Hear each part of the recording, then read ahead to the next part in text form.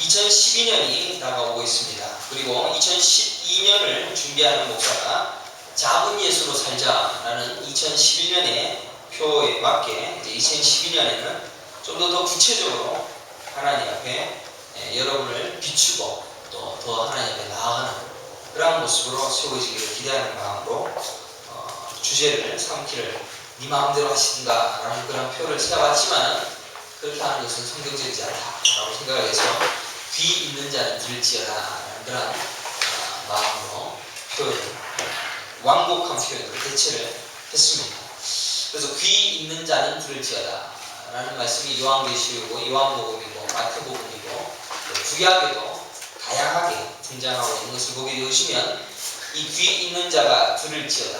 그래서 하나님의 말씀을 들을 수 있는 자들은 다 듣고 듣지 못할 자들은 듣지 않아도 된다는 그런 뉘앙스가 들어있는 그 구절을 가지고 2012년의 주제를 삼으려고 하고 있습니다.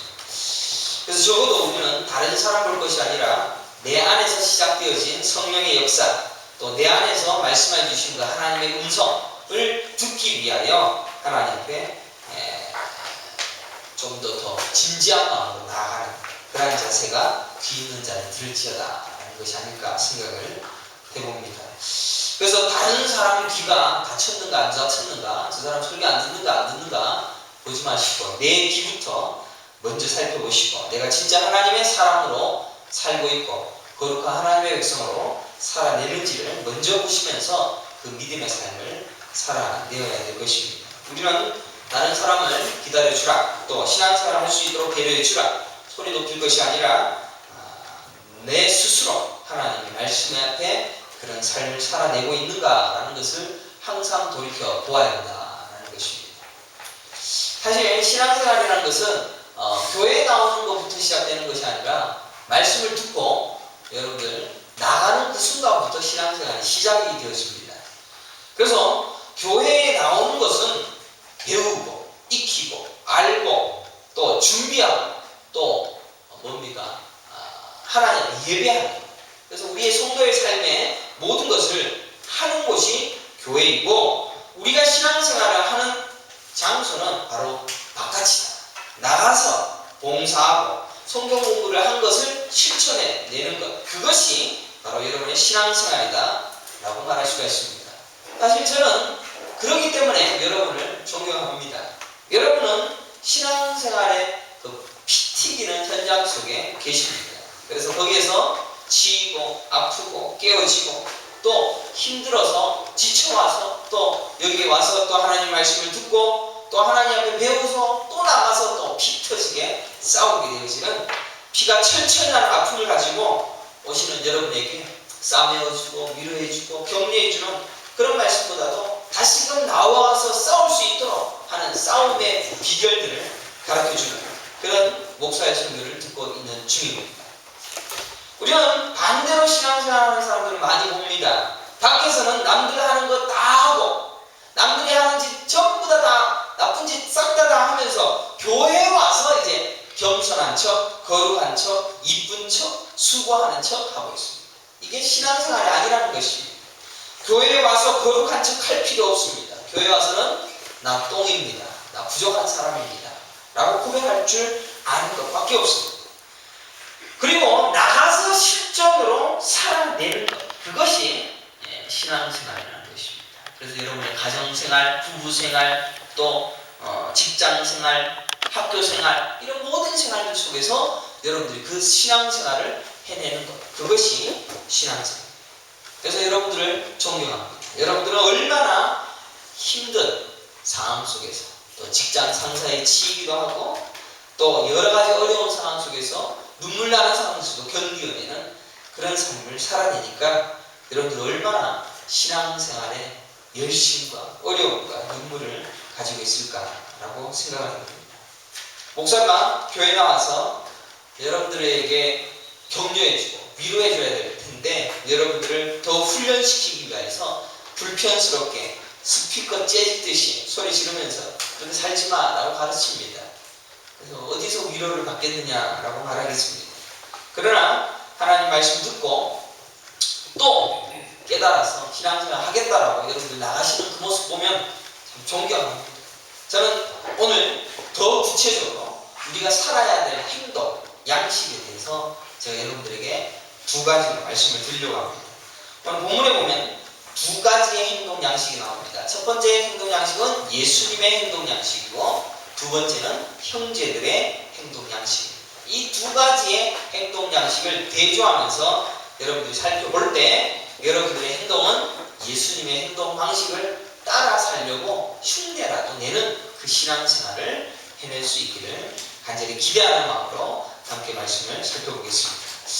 자, 그러면 먼저 살펴볼 것은 예수님의 행동 패턴과는 대조되어지는 형제들의 행동 패턴을 살펴보겠습니다. 마태복음 13장 55절 56절에 보면 예수님의 형제가 나옵니다. 이는 그 목수의 아들이 아니냐, 그 어머니는 마리아, 그 형제들은 야고보, 요셉, 시몬, 유다라고 되어 있습니다. 예수님의 남자 동생이 4명, 그리고 그 누이들은 다 우리와 함께 있지 아니하냐. 누이들은 몇 명인지 모르는데 여자 동생들도 있었다는 것을 알 수가 있겠습니다. 물론 예수님의 형제가 4명이다 정확하게 꼬집어서 얘기할 수는 없을 겁니다. 성경에 기록된 것만 보았을 때는 4명 맞습니다. 그래서 야고보, 요셉, 시몬, 유다, 그 중에서 야고보라는 사람은 나중에 야고보서를 기록한 사람이기도 합니다. 그러면 이 예수님의 여자 동생들도 있었고 예수님의 형제들도 있었는데 그 형제들이 예수님에게 뭐라고 얘기를 하는지 보십시오. 3절에 보면 제자들도 보기 여기를 떠나 유대로 가소서라고 얘기를 합니다. 그죠? 3절에 그 형제들이 예수님께 유대로 가소서라고 말씀하고 있습니다. 예수님의 형제들은 분명 지금 어디에 있느냐? 갈릴리에 있었습니다. 예수님도 어디에 있었느냐? 갈릴리에 계셨습니다. 갈릴리는 사실 촌동네입니다. 거기에서 예수님이 몇 개월을 계셨느냐? 6개월을 계셨습니다. 왜 6개월이냐? 요한복음 6장 4절을 보십시오. 마침 유대인의 명절인 유월절이 가까운지라 라고 되어 있죠. 그죠? 유월절이 2월 말입니다. 2월 말에 예수님께서 6월절 가까이 오병이어 기적 행하시고 바다에 물을 건너시고 설교하고 난 다음에 그리고 쫓겨납니다. 도망갑니다. 그리고 난 다음에 갈릴리에 계셨던 그 시간들을 2절에 보면 7장 2절에 유대인의 명절인 초막절이 가까운지라. 이게 9월 말입니다. 8월 말입니까? 9월 말. 3월 말, 9월 말. 그러니까는 6개월이라는 계산이 나오게 되었습니다. 3년 공생의 기간 동안에 예수님께서는 6개월 동안이나 어마어마한 시간이 아닙니까? 3년 사역하시는데 6개월을 갈릴리 촌동네에서 계시더라는 것입니다. 그러니까 그 형제들이 유대로 하시옵소서라고 이야기를 하고 있는 이 장면입니다. 그러면 6개월 전 예수님은 유대 땅에서 오병이어의 기적을 일으키시고 바다 위를 걸으셨습니다. 그래서 거기에서 멋진 기적도 보이셨으며 거기에서도 멋진 일들을 많이 행하셨습니다. 그런데 거기까지는 아직 좋았는데 아주 멋있었는데 그런 그들에게 예수님께서는 설교를 하십니다. 설교를 하시고 그 설교를 통하여서 사람들이 시험이 많이 든 장면이 성경이 그대로 기록하고 있습니다. 6장 49절 보십시오. 예수님께 기적 베푸시고 생명의 떡에 대한 설교를 하십니다. 49절에 너희 조상들은 광야에서 만나를 먹었어도 죽었거니와 이런 설교를 했습니다. 만나 먹어도 다 죽었어 라는 설교입니다. 우리 부흥회 때 무슨 설교였습니까? 너희들 지금 예수님만 바라보고 우리에게 주어진 이 만나만 기대하고 만나만 먹으면서 다른 것 좀 더 많은 것 요구하지 말고 이 땅의 것 추구하지도 말고 하나님만 바라봐 라고 설교했더니 시험 든 사람 있지 않았습니까? 마찬가지로 예수님의 하신 그 설교를 통해서 수많은 사람들이 시험 들었습니다. 광야에서 살 자들은 오로지 생명의 떡이신 예수님을 먹고 그로 더불어 영생을 얻는 것을 가르치시는데 전부 세상 떡, 세상 만나, 세상 좋은 거, 아이폰 4 이런 걸 갖다가 가지기 위하여서 부지런히 애쓰고 수고하고 그거 자랑하고 하는 그런 습성들 가지고 있는 모든 사람들 다 죽었다라고 예수님께서 표현하고 있다는 것입니다. 그래서 60절을 보십시오. 60절에 보면 6장 60절입니다. 제자 중 여럿이 듣고 말하되 이 말씀은 어렵도다. 누가 들을 수 있느냐 한데 라고 얘기하고 있습니다. 예수님의 제자, 12명 제자 말고 예수님의 제자가 상당히 많이 있었습니다. 그러니까 그 제자들이 예수님의 말씀이 너무너무 어렵다. 그리고 이 설교를 해갖고 누가 은혜를 받아서 예수를 믿겠느냐라고 걱정을 하더라. 지만 잘하면 되는데 남 걱정하고 있습니다. 누가 들을 수 있느냐? 네 마음대로 하시든가 귀 있는 자는 들을지어다 라는 그 말씀처럼 우리는 하나님의 말씀을 듣고 그 말씀을 신앙생활로 나타내야 되는데 저 말씀을 누가 듣고 은혜 받을 수 있느냐라고 남 쳐다보고 있는 그런 신앙생활을 하고 있다는 것입니다. 목사 설교 듣고 어떻게 이해할 수 있을까? 제발 목사님 설교 듣고 시험 들게 하면 이 교회에 누가 남아있겠느냐라고 말하는 그러한 모습들이 예수님의 제자에게도 나타나고 있습니다. 61절에 보십시오. 예수께서 스스로 제자들이 이 말씀에 대하여 수군거리는 줄 아시고 이르시되 이 말이 너희에게 걸림이 되느냐라고 되어 있습니다. 1번 너희에게 각주로 되어 있는데 밑에 보면 또는 너희로 실족하게 하느냐. 이 실족이라는 것이 시험 들게 되느냐라는 이야기입니다. 내가 이 설교하는 것, 내가 이렇게 하나님의 말씀 증거하는 것 시험 드느냐라고 질문하십니다. 제가 설교하는 것 솔직히 제가 설교하는 거 아닙니다. 제가 설교하는 것 성경 그대로를 가르치려고 애를 쓰고 있습니다. 예수님이 말씀하신 것 그대로 하나도 거르지 아니하고 그대로 얘기할 뿐입니다. 조금 이 땅에 맞게 그리고 지금 현실에 맞게 여러분에게 신상구두라든지 뭐 이런 식으로 설명할 뿐이지 예수님이 말씀하신 것을 하나도 감하지 아니하고 그대로 설교하는 것이 저의 설교입니다. 제가 거기다가 조금 조미료 치고 조금 미화시켜서 예수님은 요 정도 얘기했는데 저는 요 정도만 얘기해서 요 정도 할 거를 조금씩 좀 더 세게 하는 그런 설교를 하는 것이 아니라 예수님이 하신 것만큼 한 것보다는 훨씬 못 미치겠지만 예수님이 하신 것만큼 설교하려고 애를 쓰고 있습니다.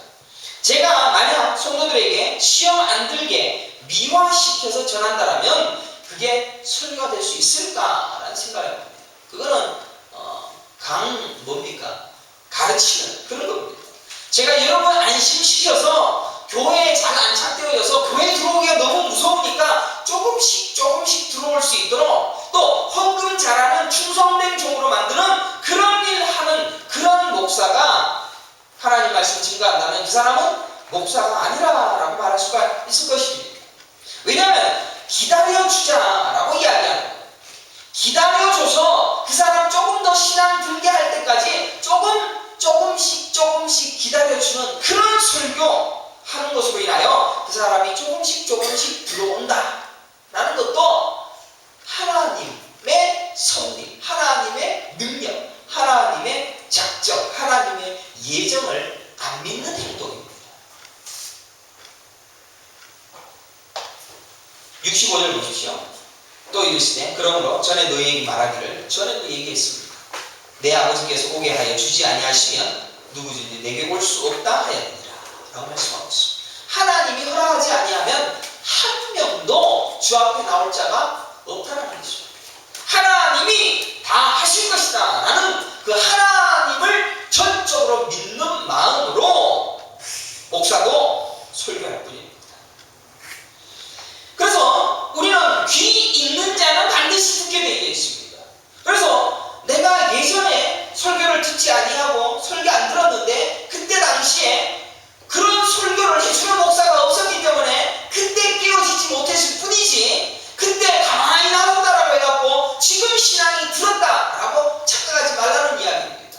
그때 들을 놈은 들었고 지금 들어도 들을 사람은 듣게 되어지는 것이고 그때 시험 들어서 나갈 사람들은 지금도 시험 들어서 나갈 것이고 앞으로도 마찬가지 시간을 질질 끌 뿐이지 나갈 사람은 나갈 밖에 없다라는 이야기입니다.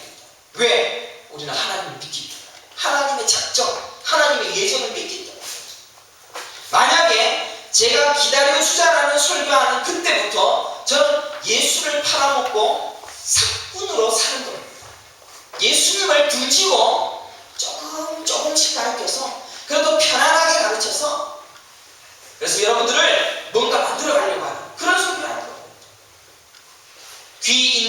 듣고 회개하고 예수님께 나올 것을 오래 끌어서 질질 끌어서 헌금하게도 하고 성도 숫자도 많이 늘게 해줘서 그런 교회를 만들자라는 그런 사상으로 저는 교회하고 싶지 않습니다.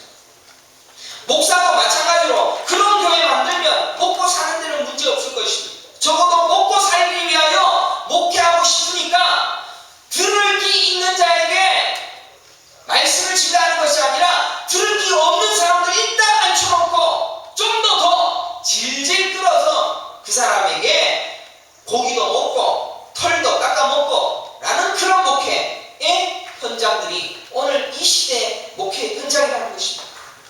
저는 제가 설교하는 것이 아니라 예수님이 전하신 것 그대로 전할 뿐입니다. 성경대학 때 전부 거짓 선지자들이 뭐라고 이야기합니까? 잘 됩니다.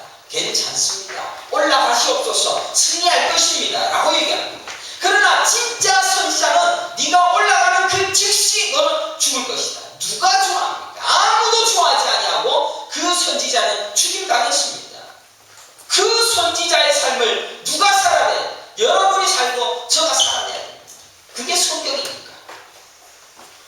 죄 해하라고 하니까 그럼 미워서 죽이는데 저도 그런 죽임 당하는 것이 이 땅에서의 유일한 소원입니다. 우리 교회 성도들이 성경대학 때 소원이 뭐냐라고 얘기하니까 최 목사님은 빨리 여자 천사를 보내주셔서 결혼했으면 좋겠다고 이거 지하에 대해서 근데 다 천국을 소망하고 천국을 소망하는 게 지금 당장이라도 나는 순교도 당할 수 있다는 그 믿음 고백하는 겁니다. 천국을 소망한다는 것은 난 지금 죽어도 괜찮습니다 라는 이야기.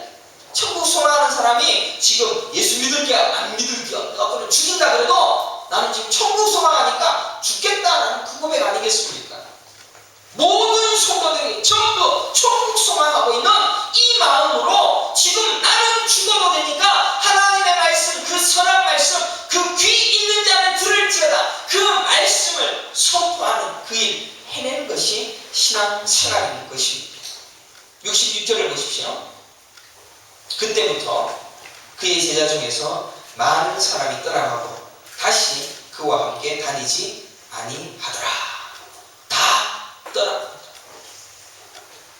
예수님의 제자들이 마구 떠나버렸다는 것입니다. 그들은 예수님이 뭔가 정치적인 큰 힘을 가지고 유대 땅을 정복하고 로마를 내어보내어서 멋있는 나라로 만들 수 있는 위대한 왕이라고 생각했기 때문에 그 줄을 따랐습니다. 그러나 예수님이 말씀하시는 건 그게 아니라 천국이다 라고 말씀하니까 사람들 다 떠납니다.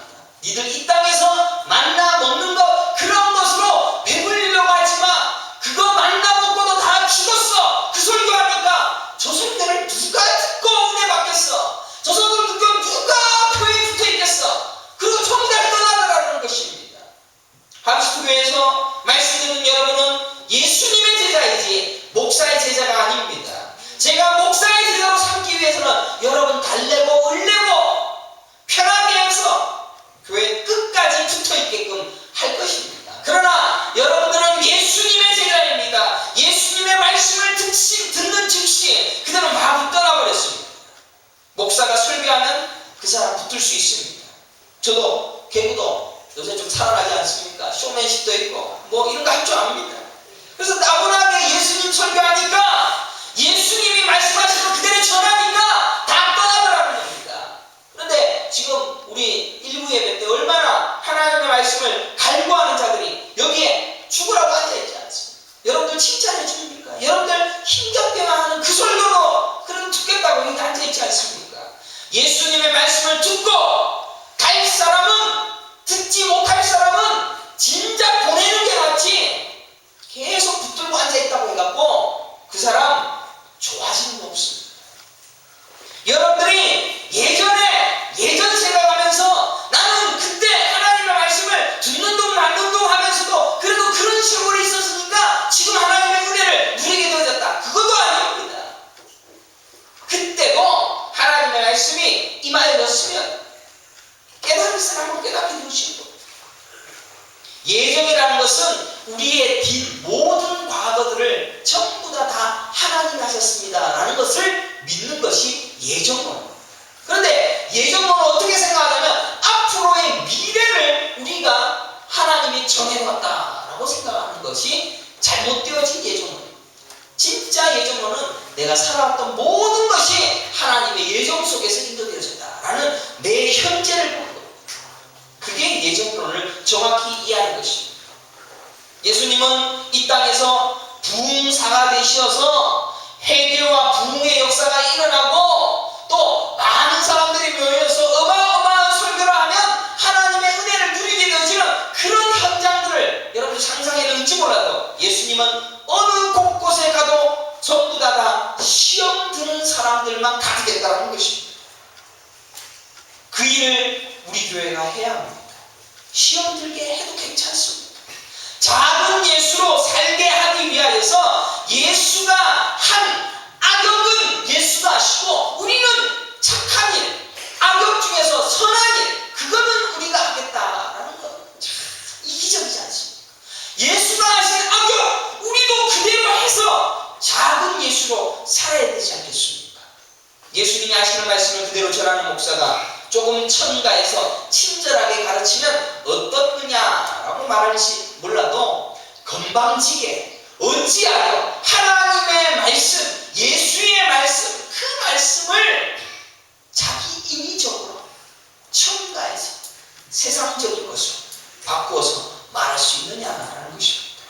성경 보십시오. 그렇게 떠난 것뿐만 아니라 예수님을 팔려고 작정한 사람이 생기기까지 했습니다.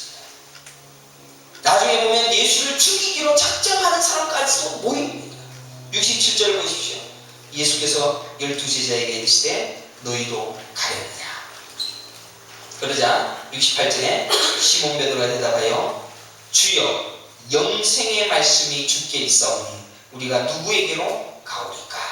이 자세로 신앙생활을 해야 합니다. 예수님의 말씀 그대로 전해주는 그 말씀 쫓아서 우리는 한 발자국도 뒤로 물러나서는 안 됩니다. 계속 듣고 계속 깨어지고 계속 하나님의 말씀 앞에서 야 내가 이렇게 하나님 앞에 못 살아내는구나 깨달으시면서 하나님 앞에 철저하게 낮아지고 섬겨지고 끝까지 그래도 주를 쫓겠다라고 영생의 말씀이 주께 있사오니 우리가 누구에게로 가오리까 그 믿음으로 하나님께 나아갈 수 있는 그런 믿음의 성도들 되시기를 간절히 축원합니다. 제가 여러분 설교하면서 한 번도 제가 칭찬해 준 적 있습니까? 제가 강단에서 내려오면 제가 내려와서 사석에 앉아있으면 제가 썰렁하다라고 제가 여러분들에게 찍히기도 하고 그렇게 하긴 하지만 설교할 때만큼은 내가 하는 것이 아니라 하나님의 말씀을 증거하는 것이다 라고 생각하기에 저는 설교 시간을 충분하게 만들기 위하여 애를 씁니다. 심지어 신방을 못 가는 한이 있어도 하나님의 말씀을 그대로 증거하기 위하여 왜 이 말씀을 하셨을까 고민하며 예수의 그 은혜의 말씀을 깨달아 우리에게 풀기를 간절히 기대하고 있습니다. 그래서 하나님의 말씀을 증거할 때 그때만큼은 제가 하는 것이 아니라 예수님이 하시고 하나님이 하시는 그 하나님의 음성으로 깨닫기 때문에 그 말씀 앞에서 우리는 회개하고 눈물 흘리고 그 말씀 앞에서 자기를 찢어내어 밝히는 그런 믿음의 결단들을 해내게 되어진다는 것입니다. 그래서 여러분들도 고백하기를 주여 영생의 말씀이 주께 있사오니 우리가 누구에게로 가오리까. 그래서 시험 들더라도 다시 돌아보십시오. 예수님의 말씀에서 절대로 떠나지 않도록 예수만 설교하려고 하니까 그 말씀 앞에서 여러분들 끝까지 떠나지 아니하는 그러한 자세로 신앙생활을 하시기를 간절히 축원합니다. 제가 성공의 비결을 가르치는 그 순간 저는 가짜 목사입니다. 우리 장인어른 다니는 교회 목사님이 또 미국의 어떤 목사를 초대를 했어요. 한덕수 목사라고 초대를 했더라고요. 인터넷을 쳐보니까 껍데기를 벗으면 성공합니다. 자신을 개발하면 성공합니다. 그게 설교 제목입니다. 전부 성공의 비결을 가르쳐주고 있습니다. 유명한 부흥사들. 그런 하나님의 말씀을 자기 마음대로 해석해서 그 말씀 가지고 사람들에게 감동이라 해서 황금 울고불고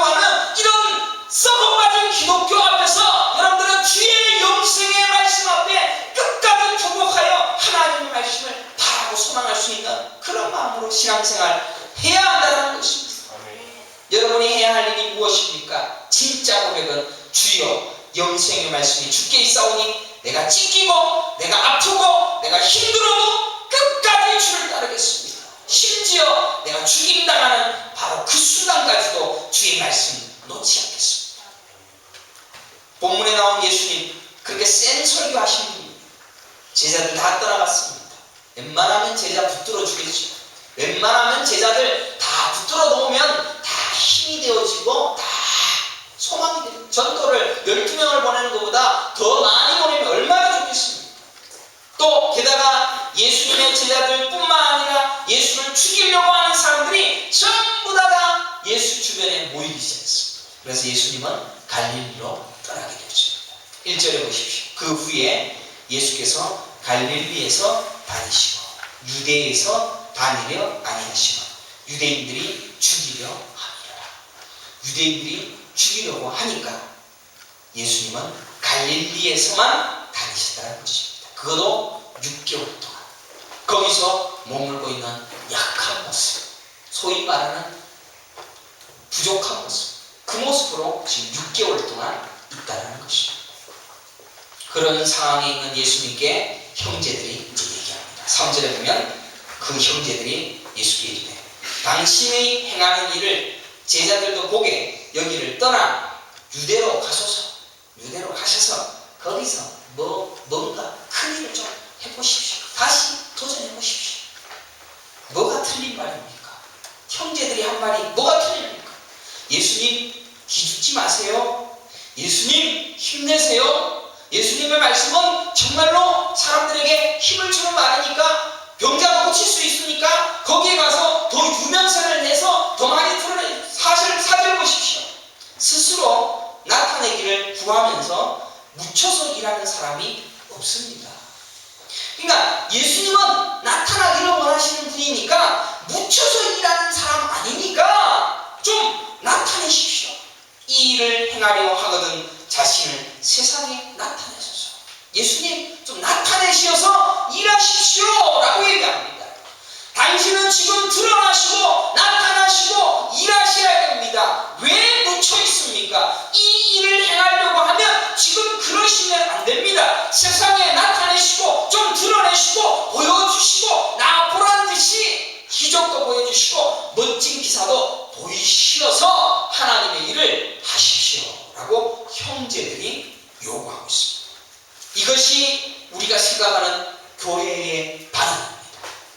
목사님 웬만하면 시험 들게 하지 마십시오. 좀 제발 목사님 웬만하면 좀 참으시고 웬만하면 환히 사랑을 드러내시어서 영광의 길로 나타나는 길로 보여주는 길로 나타내요. 교회를 좀 키워보시기에 어째 그렇게 사람들을 자꾸 때려 보내십니까?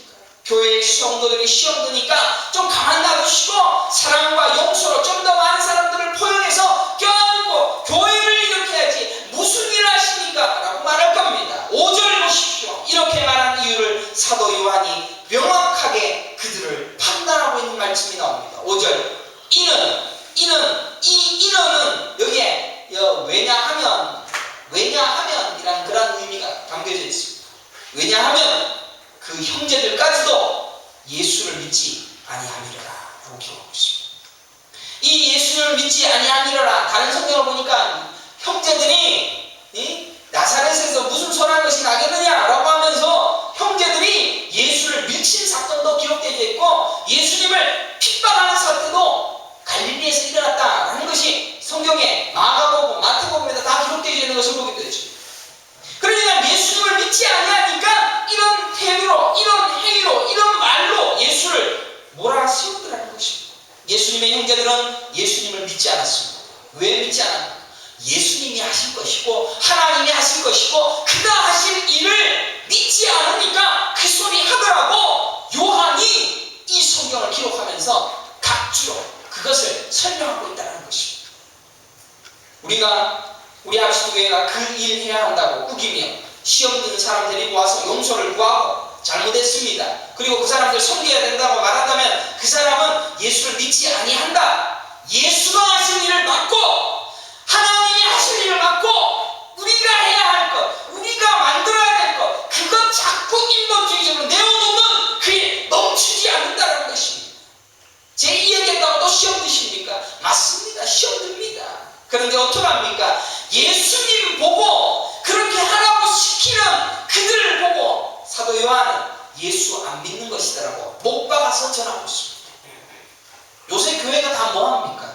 전부 사랑을 전하고 좀 더 드러내고 좀 더 나타내고 선교하는 거 티내고 사람들에게 보여줘서 또 개한 수술도 해주고 착한 일도 많이 해서 사람들이 교회를 칭찬하게 해서 사람들이 교회에 많이 몰려올 수 있도록 하라고 그런 교회 만들으라고 합니다. 그러나 그거 예수 안 믿는 것이다라고 말하고 있지 않습니까?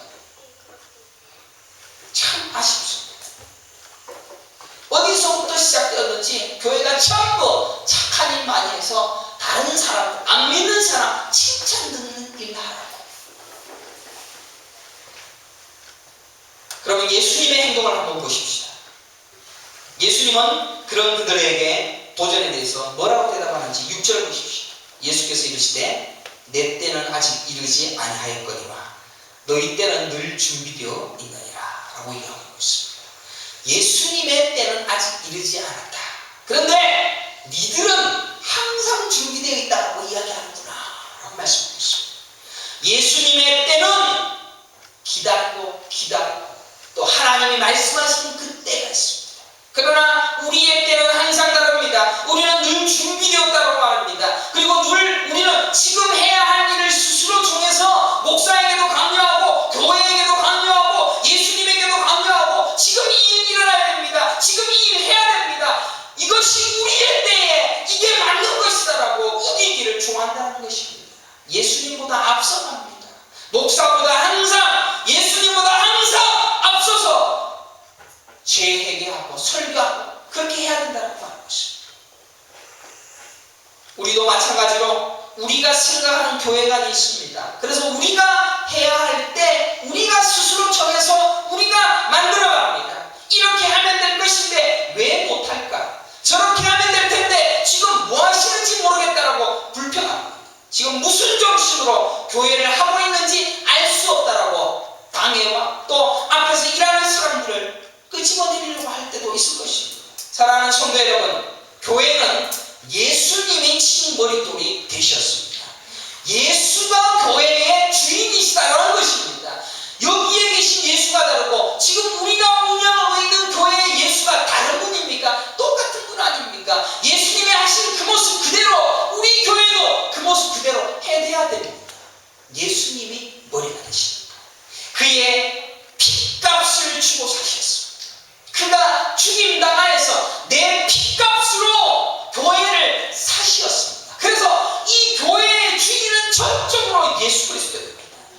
그래서 예수님이 사신 그 삶 살아내는 것이 교회일 뿐이라는 것입니다.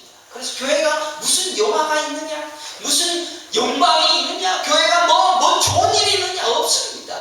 예수가 하신 일, 고난당한 일, 십자가 그 일 해내는 것뿐입니다. 예수님께서 세상에 떡을 준 분이 아니라 영생을 주신 분이다. 이 땅의 기복주의를 봐야 됩니다. 기적과 신비주의를 봐야 됩니다. 그것 아니라 오직 예수다. 예수님께서 기적 많이 하셨습니다. 예수님께서 병자 많이 고치셨습니다. 그걸로 예수를 믿던가요? 그걸로 다 예수 죽이려고 했습니다. 예수님이 천국을 바라보게 하는 그 설교로 사람들이 떠나갈지라도 기 있는 자는 듣고 천국을 바라보며 소망하는 자가 되었을 뿐이라는 것입니다. 지금 교회가 뭐랍니까? 전부 실용주의, 합리주의, 자본주의, 세속주의, 인본주의 이것 갖고 교회 하려고 합니다. 그렇게 하면 잘 될 수도 있을 것입니다.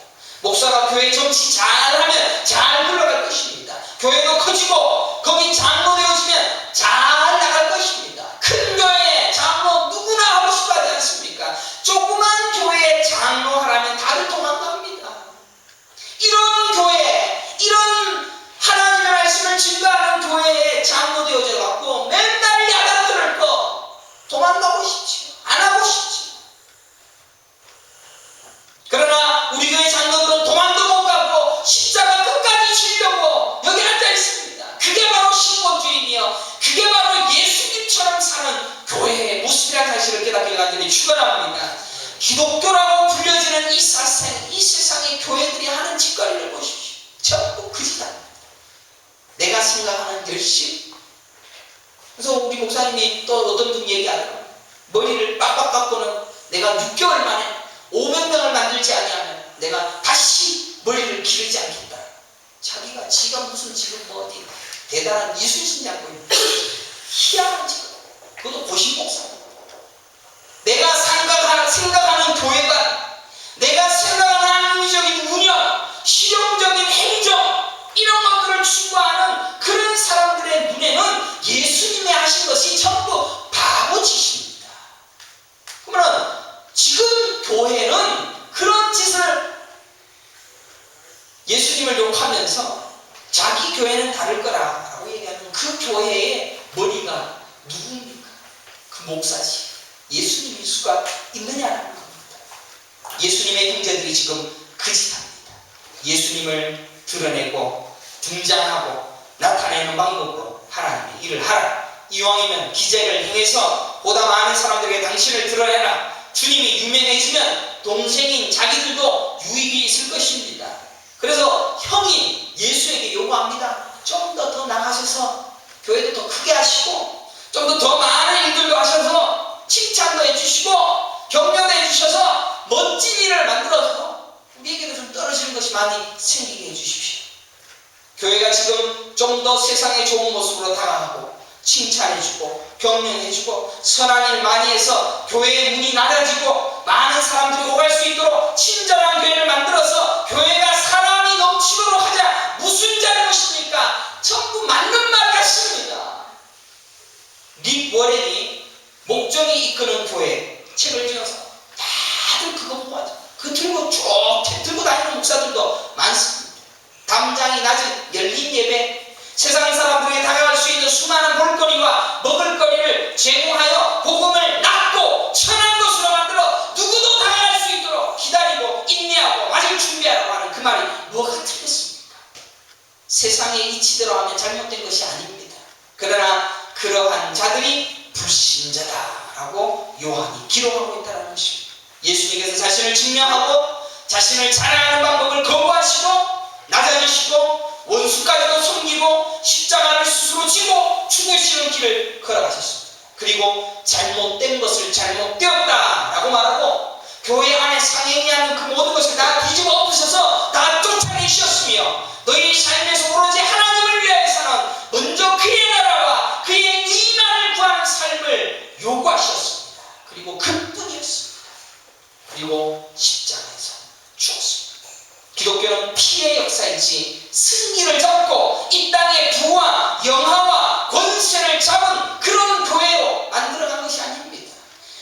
오히려 314년 콘스탄틴 황제가 기독교를 공인하자마자 기독교는 부패하고 썩어져서 지금 가톨릭이 되어진 겁니다. 사탄의 나라만이 건설되어지지 절대로 교회다울 수가 없었습니다.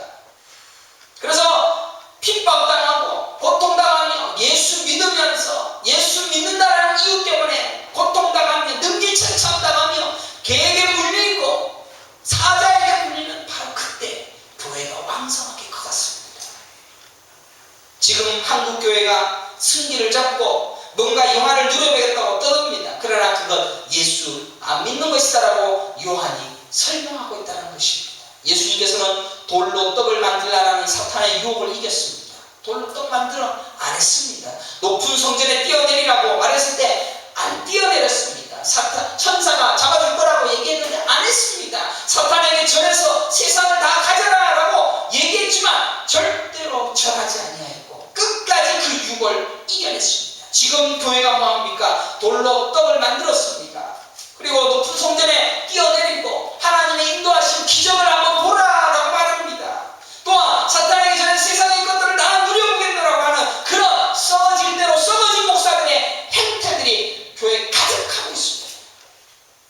하비스트 교회가 떡을 나눠줄 수도 있고 큰 교회 만들어서 멋진 공간도 지어서 누구나 와서 즐겁게 보낼 만한 장소 만들어서 전도도 많이 하고 멋있게 할 수 있습니다. 목소도 설교 밉게 안 하고 글도 친환경적으로 글을 써서 다른 사람들이 볼 때 야 기독교가 이런 거구나 라고 가르칠 수도 있을 것입니다. 실제로 보십시오. 세상이 너희를 미워하지 아니하되 나를 미워하느니 이는 내가 세상의 일들을 악하다고 증언합니다. 예수님이 말씀하고 있습니다. 세상의 일들이 악하다고 증언합니다. 세상의 것들이 악하다고 말하니까 나를 미워한다라고 말하고 있습니다. 교회가 세상 것이 악하다고 말하며 교회가 이 땅의 것 소망이 없으니까 천국만 바라보세요 라고 말하면 교회가 미움받을 것입니다. 치가 떨릴 정도로 미움받는 것, 그것 행하는 것이 바로 교회라는 것입니다.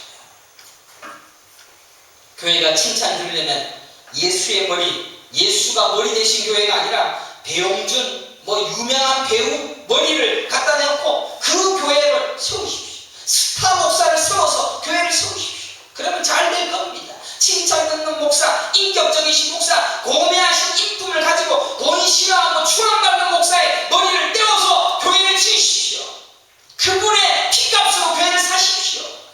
그럼 교회 잘 될 겁니다. 그러나 그 교회, 예수 안 믿는 교회입니다. 저도 세상 것 이용할 수가 있을 것입니다. 저도 세상 경영 이론으로 교회 크게 만들어갈 수 있을 것입니다. 저도 세상의 원리대로 포용과 합리적이며 넉넉함으로 품어줄 수 있는 교회 만들어서 널찍한 집에도 살고 멋진 차도 끌고 다니면서 그렇게 목회할 수 있을 것입니다. 하지만 그것을 예수 믿지 아니하는 자들이 하는 짓거리다 라고 못 박아서 이야기하고 있는데, 그거 하라고 저에게 요구하지도 마시고 그거 하려고도 하지도 마시다는 것입니다.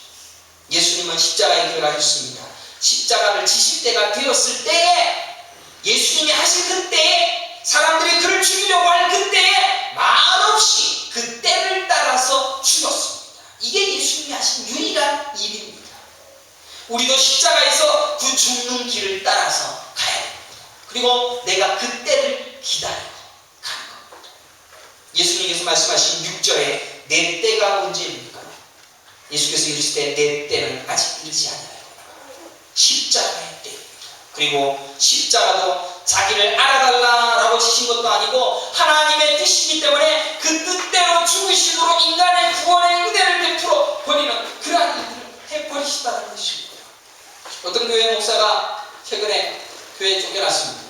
그것을 본 어떤 큰 교회 목사가, 그 교회는 우리 교회 다니던 말 안 듣는 놈들은 그거 전부 다 갔으니까 목사님 대단히 수고 많이 했어요 라는 그런 하나님 행세를 하는 목사의 말을 들었습니다. 지금 내가 내 말 안 들었던 성도들이 거기 갔는데 그 양들도 원래는 내 양이었다는 이야기입니다. 내가 키우는 양들 중에서 말 안 듣는 양들이 거기서 너 힘들게 했으니까 고생은 당연한 거고, 힘들었으니까 그래도 고생했다, 수고했다 칭찬해줘요. 그 짓 하는 목사가 같은 말을 했습니다. 십자가에서 죽는 것은 예수님이 하신 일이고, 나는 십자가를 쫓는 양들의 가죽과 고기를 뒤에서 마음껏 호의호식하는 그런 일을 하겠다라고 이야기해요. 그 목사, 예수 안 믿는 것입니다. 다시 한번 말씀드리지만 예수님을 앞세워 자기를 증명하고 자기의 능력을 드러내며 자기의 유익을 추구하는 것은 예수 안 믿는 것입니다. 그런데 예수님은 하나님의 때에 하나님의 인도하신 대로 십자가에 죽어버립니다. 그 사람 살아내는 겁니다. 누구도 십자가에서 죽으려 하지 않고 끝까지 버팅기는 그런 신앙 가지고 이 땅에 기독교다라고 믿고 있는 우리의 이 기독교를 정말로 개탄한 마음으로 눈물 흘리면서 선지자의 마음으로 가슴을 치며 울어야 됩니다. 주님은 자신을 증명하고 자기를 자랑하는 것을 목표 삼지 않았습니다. 내 못된 양들이 너를 힘겹게 했으니 고생했도다, 그런 오만함이 아닙니다. 예수님처럼 자신을 드러내지 않고 오직 하나님의 영광만을 위하여 살고 그분의 일을 위하여 순종하심으로 죽는 삶을 살아가는 것이 예수님을 믿는 자의 오로지 드러내야 될 유일한 행동 패턴이라는 것입니다. 우리는 명확하게 구분해야 됩니다. 하나는 예수님의 행동 패턴이며, 두 번째는 형제들의 행동 패턴입니다. 예수님은 하나님의 뜻에 복종하기 위하여 그때를 기다리셨으며 자기의 모든 것을 버리는 행동을 하셨으며 그리고 죽으셨습니다. 그러나 형제들의 행동은 자랑해라, 증명해라, 그 어떤 것도 사용해라, 널찍하게 만들어라, 길을 평탄하게 만들어라. 여러분은 과연 어떻게 사십니까? 무슨 행동으로, 무슨 행동 패턴으로 오늘도 살아가고 있습니까? 참된 신앙인 믿음의 성도로 살기가 쉽지 않습니다. 설교 처음에도 말씀드렸지만은 여러분들은 이 설교 듣고 교회당 나가는 그 순간부터 그렇게 살아내는 철저한 사투를 벌이게 되어질 것입니다. 그런데 그것이 쉽지 않다는 것 여러분들 잘 아실 것입니다. 힘듭니다. 그래서 또 초서 복종하면서 또 자신의 죽음을 선포하면서 나는 매일 죽노라 라고 고백하는 그 마음으로 오늘 하루를 내일 하루를 살아내는 것뿐입니다. 목사도 그 삶 살아내는 거예요? 못 삽니다. 저도 여러분들이 훨씬 더 또 존경스럽고 진심으로 여러분들은 그런 일을 해내고 있다는 것 때문에 칭찬하고 싶습니다. 목사가 그렇게 살면서 설교를 한다라고 한다면 만약 예수님의 말씀 중에 1%도 여러분들은 듣지 못할 겁니다. 저를 보고 설교 듣는 것이 아니라 예수님의 말씀 그대로를 듣고 그대로를 실천하는 그런 삶을 살아내기 위하여 하나님의 전에 올라와서 주의 영생의 말씀이 여기 있으니 내가 어디 가니까 라고 하며 그 마음으로 주님 앞에 부복해야 된다는 것입니다. 사랑하는 성도 여러분, 여러분들 누구도 가르치려 하지 마십시오. 여러분들의 가르침은 아직도 완성되지 않습니다. 저도 설교하는 것 외에는 가르치려고 하지 않으려고 합니다. 목회에 대해서도 이렇다 저렇다 말하지 마십시오. 교회가 이렇게 가야 한다라고 그 말만은 하지 마십시오. 그의 때에 그의 명령에 의하여 우리는 십자가에서 죽으면 됩니다. 교인들 중에 누구도 너보다는 낫다라고 우월감 가지지 마시고 그렇다고 누가 가르친 것 고깝게도 생각지 않으며 겸손하게 받아들이며 목사가 가르치는 것 지도 못 살면서 라고 비방하지도 말며 같이 못 사니까 함께 해보자 격려하시면서 끝까지 하나님의 앞에 떠나지 않는 그런 삶을 살아내고 요새는 당회하면서 제가 제 설교를 못 지킨 것을 장로들에게 들켜버립니다. 늘 들킵니다. 장로들이 저를 내란칩니다. 목사님 기대하지 마십시오. 생각해보면 그렇게 못 사는 것 저도 깨닫고 그래서 그 장로의 말을 듣고 저도 회개합니다.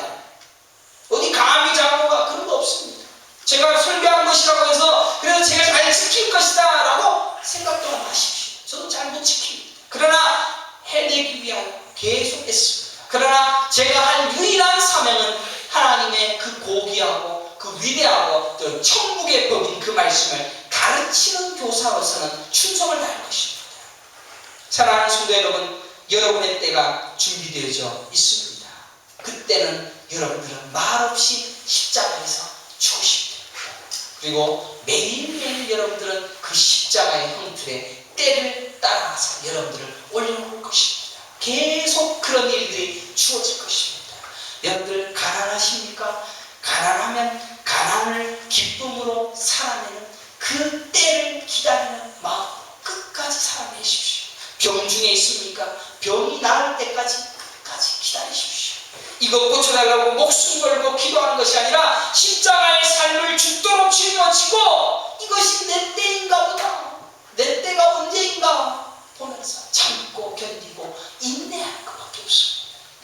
사업의 크나큰 문제 때문에 밤잠을 설칩니까? 그것 때문에 더 열심히 살고 더 열심히 일하고 더 고민하고 더 아파하고 힘들어할 것이 아니라 이 일로 나에게 하실 말씀이 무엇인가 기억하며 좀 더 자신을 낮추고 하나님의 하실 것을 기대하고 하나님의 때가 언제니까 하나님을 바라보는 그런 믿음의 삶을 살아가며 나의 거룩을 입어갈 수 있는 믿음의 성도들이 되시기를 간절히 축원합니다. 요한계시록 13장 8절에 죽임을 당한 어린 양의 생명책에 창세 이후로 이름이 기록되지 못하고 이 땅에 사는 자들은 다 그 짐승에게 경배하리라. 누구든지 귀가 있거든 들을지어다 라고 말하고 있습니다. 귀가 있거든 제발 귀를 열고 이제는 내가 살아내야 될 하나님의 말씀 앞에 귀를 기울이십시오. 목사가 성경대학 하라면 하십시오. 수요예배 오라면 오십시오. 와서 말씀 듣고 야 내가 이렇게 못 사는구나 자꾸 발견하시면서 하나님 앞에 자신을 비추십시오. 이게 우리의 인생에 해야 할 유일한 사명이요 유일하게 해야 할 일입니다. 창세 이후에 이름이 기록되지 못하고 이 땅에 사는 자들은 다 하나도 빠짐없이 그 짐승에 경배하는 삶 살 것입니다. 그거 부러워하지 마십시오. 우리는 짐승에게 경배하는 수많은 사람들 합니다. 돈 좋아하고 이 땅의 것 좋아하고 세상의 법칙 좋아하고 세상의 합리적인 것 좋아하고 그 어떠한 논리적인 것들, 합리적이고 인본주의적인 것, 그런 것들을 위하여 계속 쫓아가고 있는 그 삶 살아낼 뿐이다라는 것입니다. 그래서 우리는 귀 있는 자는 듣고 회개함으로 하나님을 받아들이고 천국 백성으로서 사는 삶을 살아야 된다는 것입니다. 하나님 생명책에 내 이름이 기록된 것을 믿고 하나님만 경배하는 자가 되게 하소서. 이 땅에서 광야에서 만나로만 먹고 은혜로만 감사하게 하옵소서. 내 것 드러내는 것도 아닌 주의 영광만을 위하여 살게 하여 주옵소서. 창세 이후로 이름이 기록된 생명책을 확인하시고 그 기쁨을 내가 충만하게 살아가기를 원합니다. 다른 사람 쳐다보지 마시고 나는 알아줄까 염려하지도 마시고 나 이렇게 부족한 거 부끄러워도 마시고 그 충만한 하나님의 은혜를 기억하면서 끝까지 달리시기를 간절히 축원합니다. 사랑하는 성도 여러분, 남들보다 못한다고 남들보다 못산다고 부끄러워하거나 괴로워하지 마십시오.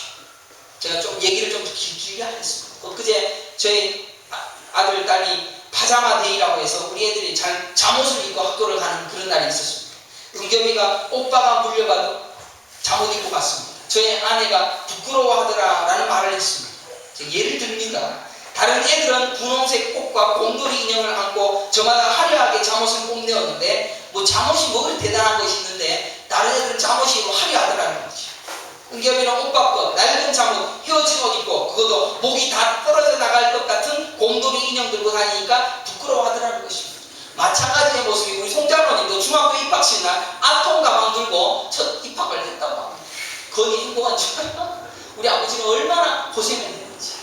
아톰 가방 들고 남들 전부 다 중학교 가방 메고 하는데 아톰 가방 메고 들어가니까 얼마나 쪽팔렸겠어요. 어릴 때도 우리는 그런 추억들이 있습니다. 부끄러워.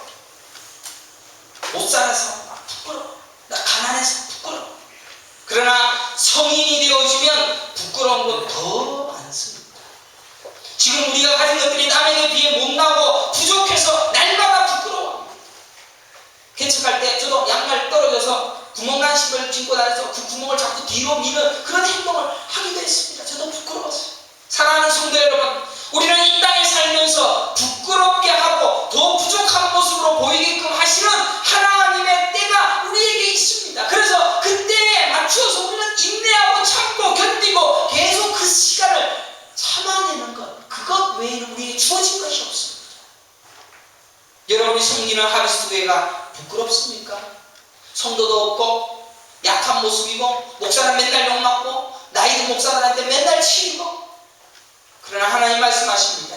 너는 나의 사랑하는 자녀이니 너는 그런 세상적인 것에 부끄러워 말고 그거 바라보지도 말고 너의 드러날 것으로 자랑 삼지도 말며 십자가에서 죽는 그의 때에 합당한 삶을 살다가 와라. 내가 예비한 천국이 있으니 부끄러워 말고 십자가에서 죽는 그 삶을 살아내라. 그리고 잘 살다가 와서 그렇게 하는 거야. 그래야 내 아들이지. 그 음성으로 우리를 머리털까지도 식신과 되어지고 눈동자같이 지켜 보호해 주시는 그 인도하심으로 여러분을 끝까지 끌고 가시는 그 하나님만을 바라볼 수 있는 은혜의 순들이 되시기를 간절히 축원합니다. 목사가 항상 고백합니다. 지금 우리는 내일 당장 죽을 그런 하찮은 존재입니다. 심장이 한 번만 안 움직여도 우리는 뇌사로 죽을 수밖에 없을 것입니다. 언제 죽을지도 전혀 알 수 없는 아무것도 모르는 그런 생명을 유지하는 인생입니다. 그래서 여러분들이 과거에 신앙생활을 대충 했는데 그때 참아주시던 목사가 있었다고 추억하지 마십시오. 그때 하나님께서 생명 연장해 주시고 예정해 주시고 그냥 치료해 주시고 아마 그 목사는 여러분들을 그냥 붙들어 두기를 원했는지도 모릅니다. 그런 인생에게서 나올 것 하나도 기대하지 마시고 세상 것으로 치장하지도 말고 세상 것으로 자랑하지도 말고 그의 때에 죽을 십자가만 바라고 야 이제 내가 죽을 십자가가 준비되었구나. 내가 오늘 여기서 죽노라 라고 하면서 죽는 겁니다. 그게 신자의 유일한 삶입니다. 믿음이 있는 사람은 실패의 자리, 고난의 자리에서 조급하거나 원망하지 않습니다. 저도 못합니다. 죄송합니다. 믿음이 없으니까 자꾸 드러냅니다. 목사도 그거 많이 합니다. 나타내야 되니까. 못하는 것을 치워서 감추려고 합니다. 하지만 믿음이 있는 자는 내 삶의 모든 뼛속까지도 다 드러냅니다. 나는 지금도 죽노라. 나는 십자가에서 나는 지금도 죽는 걸 부끄러워하지 아니하노라. 사랑하는 성도들, 여러분들은 쥐구멍에 볕들 날이 없다라고 얘기했는데 절대로 없습니다. 언젠가는 로또 한 방 맞아주겠지. 그런 날은 없습니다. 그런 날 바라보는 것이 불신자, 안 믿는 자입니다. 자꾸 가리지 마십시오. 진짜 좋은 천국을 준비하시고 그 사람 살아내라고 격려할 뿐입니다. 힘들지, 아픈지, 괴롭지, 조금만 참아. 나만 의지하고 나하고 같이 십자가에 올라가서 같이 죽자. 그 사람 끝까지 살아.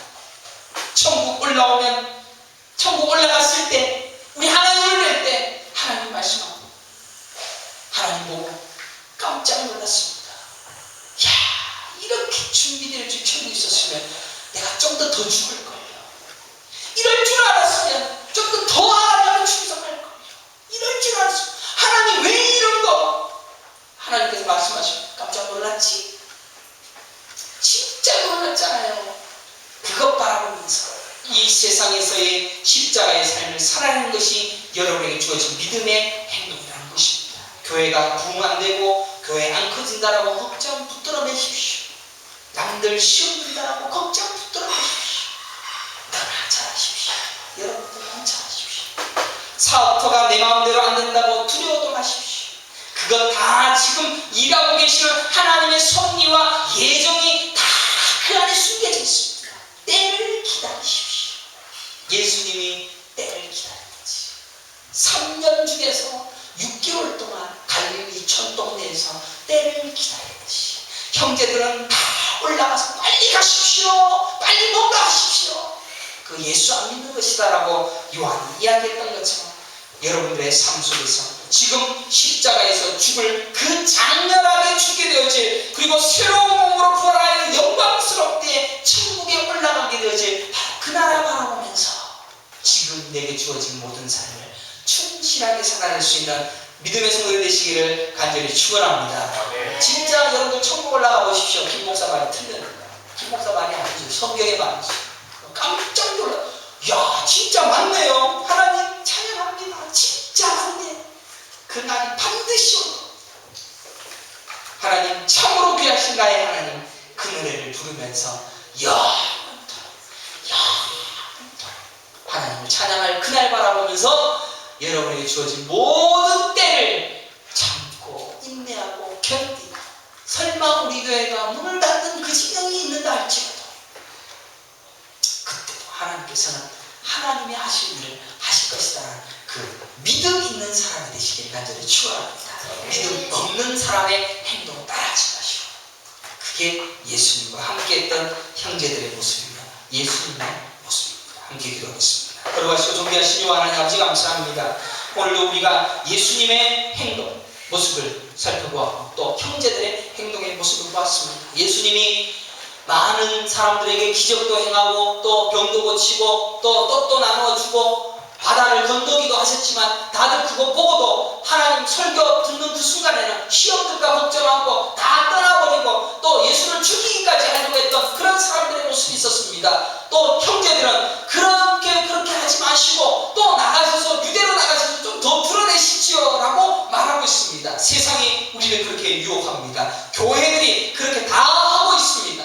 하비스트 교회는 그것 안 하려고 합니다. 예수님이 하신 것 그대로 따라가려고 합니다. 예수님이 하신 삶만 살아내기를 원합니다. 예수님이 죽으신 그 십자가를 같이 치고 함께 죽으려고 합니다. 아버지 하나님이여, 그것 해내기 위하여 참으로 불편하고 힘들고 두렵고 무섭고 눈물 나지만 아버지 하나님 견딜 수 있는 힘을 허락해 주시고 귀 있는 자는 듣고 그 말씀 따라서 살아낼 수 있는 은혜의 손을 배워줄 수 있도록 인도하여 주시옵소서. 마침내 그 일 행하더라도 내가 한 것이 아니라 성령께서 그 일 행할 수 있도록 하여 주시는 것이며 하나님께서 그것 깨우쳐서 우리에게 인도하여 주신 것이라는 사실을 날마다 깨달을 수 있는 은혜의 손들 다 되게 하여 주시옵소서. 이제는 우리 주 예수 그리스도의 은혜와 하나님의 크신 사랑과 성령의 감화 감동 교통 충만하심이 예수 그리스도가 살아내신